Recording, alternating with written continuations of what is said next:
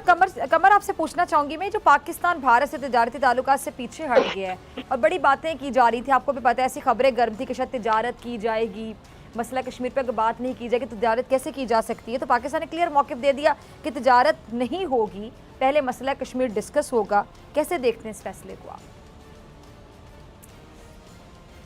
देखिए जी, मेरी ज़ाती राय तो इस मामले में ये है, मैं समझता हूँ कि पाकिस्तान जिस खित्ते में रह रहा है आज के ज़माने में, जो सबसे इम्पोर्टेंट चीज़ है कि आप इश्यूज़ को कंपार्टमेंटलाइज कर लेते हैं। आप किसी एक इशू की वजह से किसी एक मुल्क के साथ कंप्लीट ब्रेकअप नहीं कर लेते। अमेरिका जो है वो अफगानिस्तान में ईरान की मदद मांग रहा है, उधर रशिया की मदद भी मांग रहा है। चाइना और इंडिया इतनी लड़ाई के बावजूद भी कारोबार कर रहे हैं, अमेरिका और चाइना भी कारोबार कर रहे हैं। सो हमें इन चीजों को देखना है कि जहां कन्वर्जेंस हो, जिससे अवाम को फायदा हो, जिससे आपकी सोसाइटी को फायदा हो, उन चीजों से फायदा ले लिया जाता है। अगर पाकिस्तान को चीनी भारत से सस्ती पड़ती है तो इंपोर्ट कर लेनी चाहिए। और दूसरी बात है, हम फार्मास्यूटिकल्स भी तो इंपोर्ट करते हैं भारत से, हमने उस पर तो पाबंदी पहले दिन से नहीं लगाई, हालांकि हमने पाबंदी जिस दिन लगाई थी उसे वापस कर लिया। सो मेरा ख्याल ये है कि रिजिड फैसले नहीं करने चाहिए। ये जमाना कनेक्टिविटी का जमाना है, ये जमाना कॉम्प्लेक्स इंटरडिपेंडेंस का जमाना है। डॉक्टर साहबा, आज के दौर में आप हर चीज को एक जगह पे नहीं फेंक देते और देखिए आप इस तरह का हालात पैदा करते हैं कि वापस भी आया जाए। भारत गो जैसा भी है, वो कश्मीर के साथ जो इंसानी हकूक की खिलाफ वर्जियां कर रहा है, लेकिन दुनिया का एक बड़ा हिस्सा उनके साथ डायलॉग कर रहा है। अगर हम इकोनॉमिक ताल्लुकात बढ़ाएंगे, पीपल टू पीपल कांटेक्ट बढ़ेगा, तो हम बाकी मामलात को भी देख सकते हैं। अभी तो हम टेबल पे बैठे ही नहीं हुए। सो हम इकोनॉमी को, इक्तिसादियात को नेशनल सिक्योरिटी से लिंक कर देना, मेरी जाती राय में मैं समझता हूँ उसका कोई बहुत बड़ा फायदा भी नहीं होगा। लोगों को मिलने दें, कारोबार होने दें, चीजें डेवलप होने दें और कश्मीर को भी डिस्कस करें और ज्यादा हमारे पास लिवरेज आएगी। हम जितने इक्तिसादी तौर पे मजबूत होंगे, हम उतना अच्छा डिस्कस कर सकते हैं। आज अमेरिकी सदर, अमेरिकी जो सेक्रेटरी डिफेंस है और जो जॉन कैरी आए हैं, वो इंडिया और बांग्लादेश जा रहे हैं, बिकॉज वहां पे इंडस्ट्री है, बिजनेस हो रहा है वहां पे।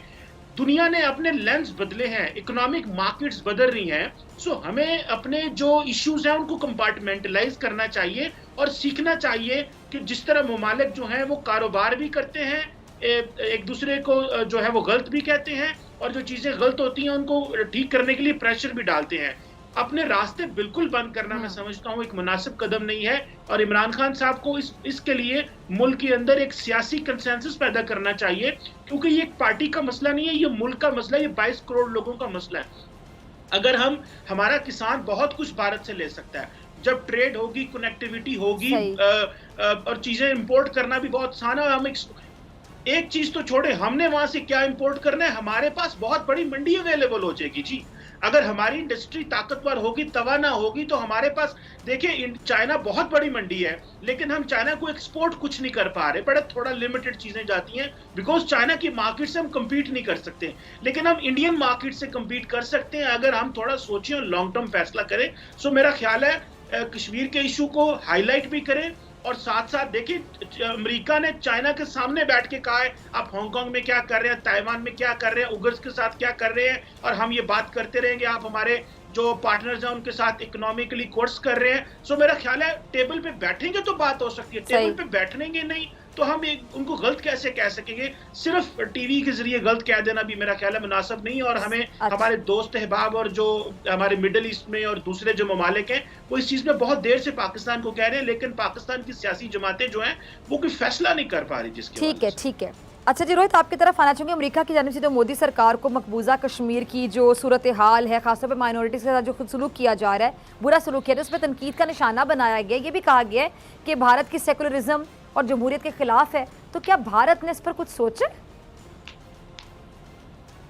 देखिए इंडिया के रिलेशंस कैसे हैं वो तो आपको दिख ही रहा होगा। इसलिए अब अप्रैल आ गया है और जो बाइडेन आए थे जनवरी में, 20 जनवरी, तो उसके बाद से तो पहले तो पाकिस्तान बहुत खुश था कि हमारे रिलेशंस बेटर होंगे और उसने कश्मीर पे बहुत कुछ बोला है। उसके बाद से तो हमें कुछ दिखा नहीं है, ठीक है।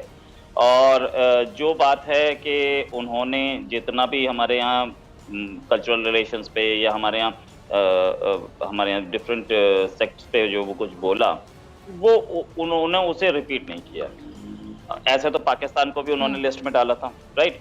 तो ये अभी कैरी आ ही रहे हैं। उससे पहले जो बाइडेन ने हमें क्लाइमेट चेंज में बुलाया, पाकिस्तान को नहीं बुलाया।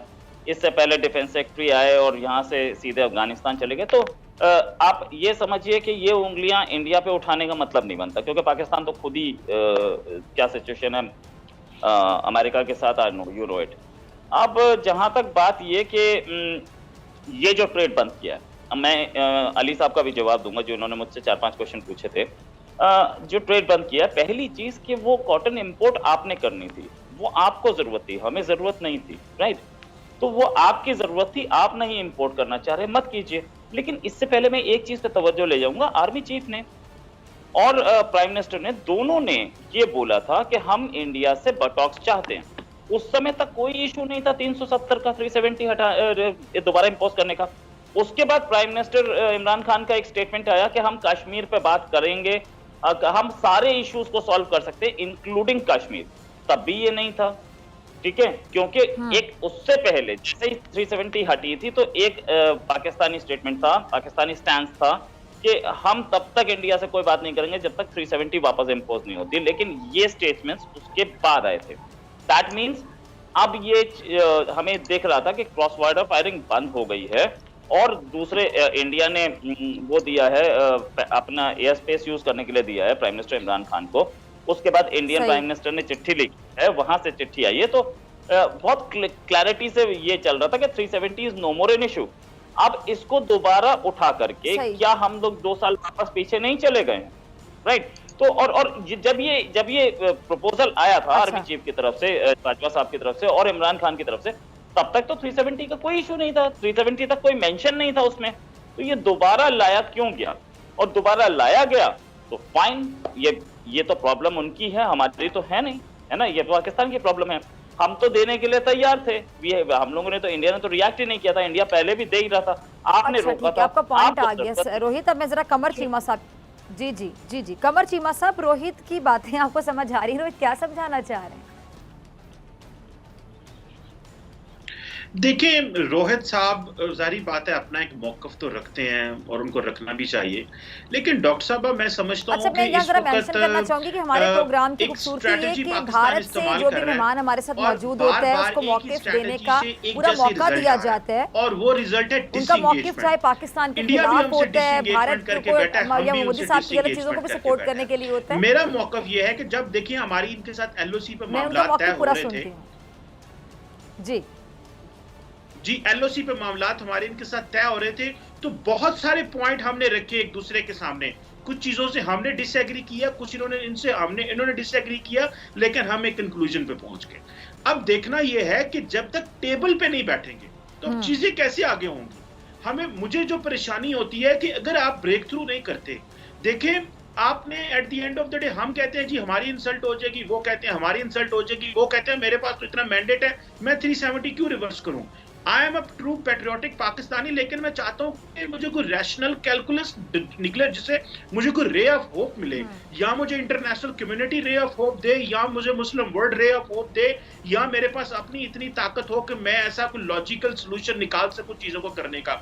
मैं हिट करता रहूंगा इंडिया के मकबूजा कश्मीर में जो मुजालम हो रहे हैं, हम उस पर नहीं छुपाएंगे और उसके ऊपर बहुत बोलेंगे, लेकिन हमें कहीं ना कहीं बैठना पड़ेगा और बैठने के लिए माहौल तय करना पड़ेगा। माहौल चाहिए। अनफॉर्चुनेटली इमरान खान साहब जितने पॉलिटिकली आइसोलेटेड हैं, सियासी जमातों के साथ जितना तनाव पैदा किया हुआ उन्होंने, और जो इस वक्त हमारे मुल्क का जो माहौल है, इमरान खान साहब आज अगर इंडिया से मुज़ाकरात शुरू कर देंगे, और खुद भी इन्होंने बहुत कुछ किया हुआ है जी कि ये जो मोदी का यार और गद्दार जो बातें चलती रही, ठीक है माजी में हुआ, लेकिन आपने शुरू कहां से करनी है बात? ये जो शुरू करनी है ये किसने करनी है और कहां से करनी है, ये कौन कराएगा? मुझे इस सोच के परेशानी होती है।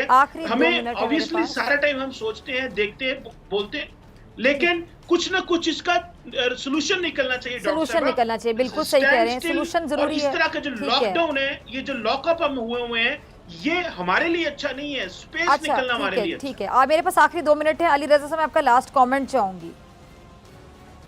देखिए मैं तो कहूँगा कि जिस तरह मैंने पहले कहा था कि कश्मीरी जो है वो तो अमन चाहते हैं, वो चाहते हैं कि यहाँ अमन हो, पूरा खित्ते में अमन हो, लेकिन उसके लिए देखिए कुछ बुनियादी असूल होते हैं।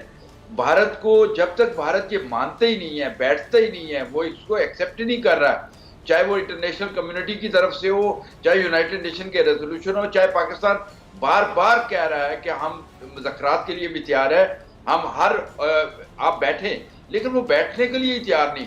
जब तक भारत बैठने के लिए तैयार नहीं होता, मैं समझता हूँ कि उस वक्त तक पाकिस्तान क्या कर सकता है। पाकिस्तान तो हमेशा कोशिश यही करता है कि आए, बैठे, डिस्कस करें और उसका हल।